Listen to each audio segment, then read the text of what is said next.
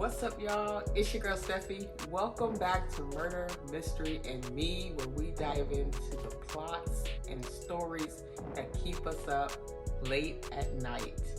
We are back with my January wrap-up, so let's get into it. We're gonna kick this thing off with my top 2 picks of January. You all know, if you watched any of my previous videos, my number 1 book for January was That's Not My Name by Megan Lally. Y'all, this book had me in a literal choke hold.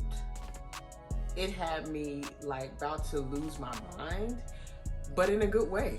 Like, this was my kind of thriller. Like, if I had to go through and say which thriller fits me best, That's Not My Name gets the award. But let me tell you about a close second. Listen for the Lie by Amy Tintera. Y'all, the humor, the chaos, the vibe, it was everything. It was everything. Now, to get into the one that let me down the most in January, and I really want to write her a letter and say, what happened here was You Shouldn't Have Come Here by Geneva Rose.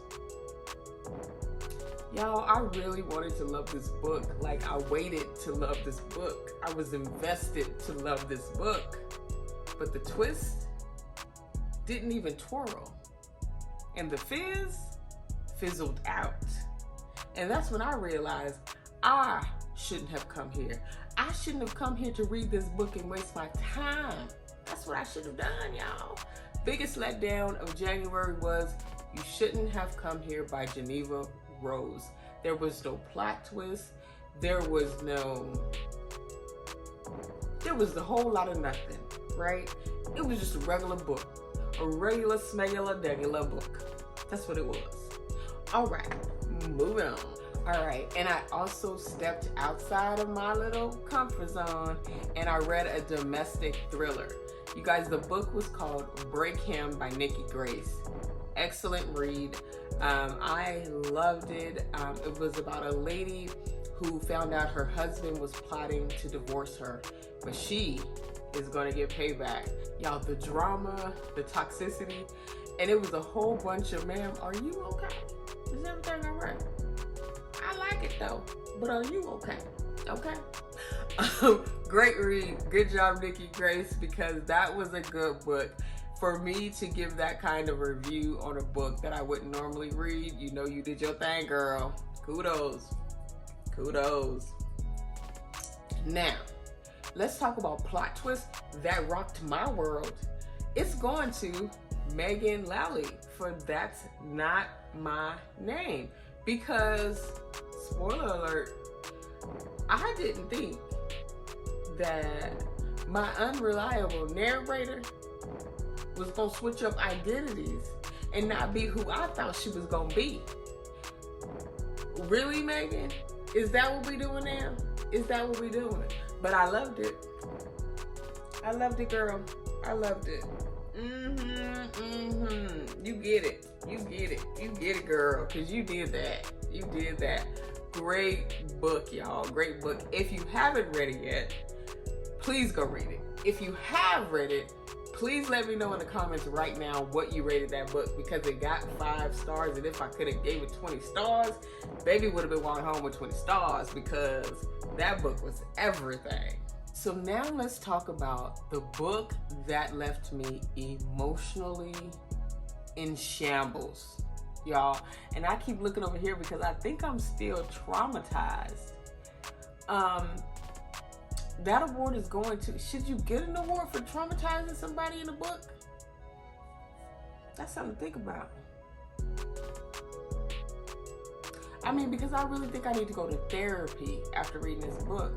But yeah, I'm gonna go ahead and give it to Tiffany D. Jackson for Monday's Not Coming. Y'all, I cried in this book. You hear me? I felt like I was Claudia looking for my best friend in this book, y'all. Yeah, Tiffany D. Jackson, you did your thing. And to know that this was based off of real life events is even more gut-wrenching. Definitely a good read. Definitely pulls at your heartstring. Definitely will leave you in shambles. Great read by Tiffany D. Jackson. And speaking of Tiffany, she's getting the award for the best writing style, because anyone that will make me cry, that makes me feel like that was me and my best friend in the book, girl, you know you'd have connected with me. We won now. You and me is one. There is no apart, because you have written a story that tears me apart. Okay, let me move on because I'm a little traumatized. Okay, so now we need to talk about the book that I struggled, that I fought, and that I had to give up everything to finish.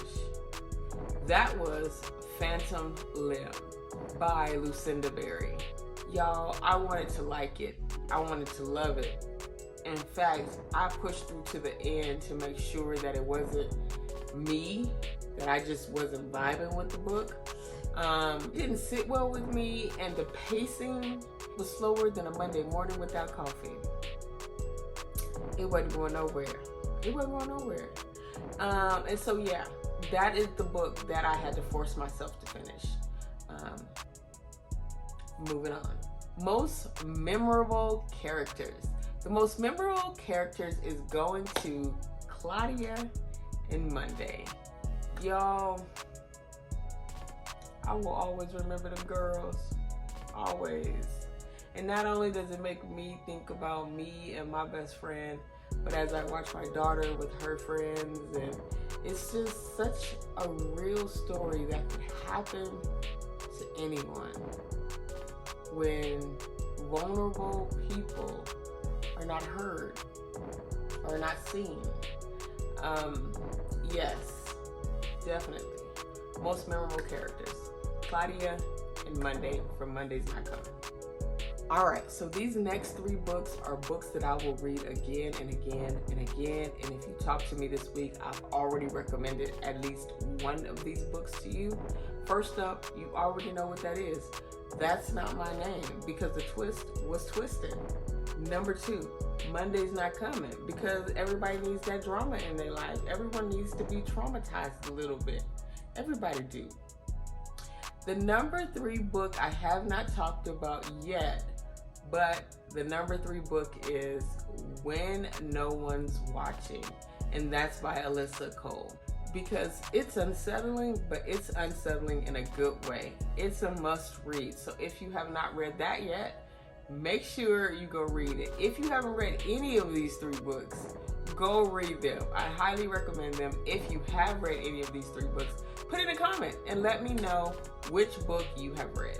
All right, so we are already in the month of February. So I'm sure you want to know, Steph, what are you reading next? What's up? It's Black History Month. I know you about to do all Black authors. Which authors? I want to know some Black authors so that I can read them. Don't worry, girl. I got you. I'm about to list my 4 top books by Black authors that I'm excited to read in February. All right? First up is The Weight of the Blood by Tiffany D. Jackson, because I just need some more of her brilliance, because that girl can write a book. And I gotta read this one. It's definitely giving Carrie vibes, but I know as well as she writes, is going to deliver. So I'm super excited to read that. At this point, I feel like any book by Tiffany D. Jackson is a win. So if you haven't checked her out, go check her out and grab any book, because the girl is a win. Let's celebrate Black authors for Black History Month. The second book I'm excited to read is The Wife Before Me by Shanora Williams, because messy drama thriller. I'm here for it. I want to know what happened, girl. What she do? Who she messing with? You? Well, let's go get her. Number 3, All the Sinners Bleed by S.A. Cosby, because that man can write. And I don't know if I've read a bad book by him. So I'm excited to read All the Sinners Bleed. That's the number 3 book I'm looking forward to. Now let's get into the last book that I'm looking forward to reading in February. Of course, I will read more than 4 books in February, but these are the top 4 that I'm excited to read. Number 4 is One of Us Knows by Alyssa Cole, because Secrets make the best thrillers. That's where the plot twists come in, all right? I'm excited to read that one as well.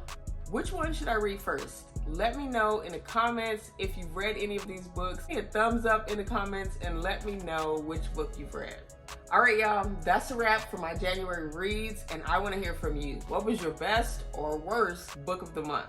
And don't forget to hit like, subscribe, and hit that bell notification so you know when I post a new video. Until next time, I'll see you in the next mystery.